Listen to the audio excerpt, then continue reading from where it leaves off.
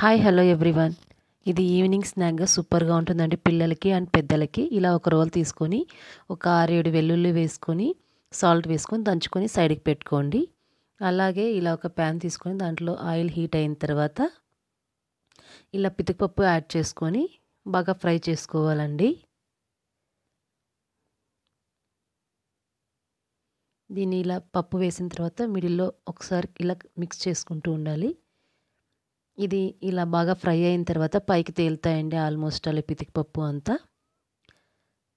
దీన్ని ఒక ప్లేట్లోకి తీసుకోవాలి. అలానే జీడిపప్పు కూడా వేసుకొని ఫ్రై చేసుకొని ఒక ప్లేట్లోకి తీసుకోవాలి. అలానే గ్రౌండ్ నట్స్ కూడా ఫ్రై చేసుకొని ఒక ప్లేట్లోకి తీసుకోవాలి.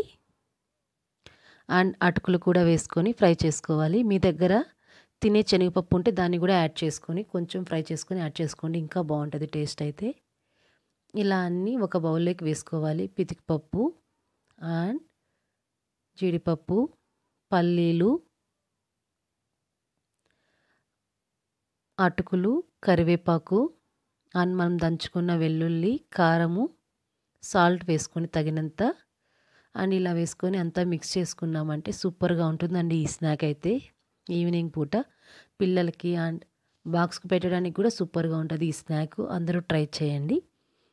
Please like, share, subscribe to our channel Revati.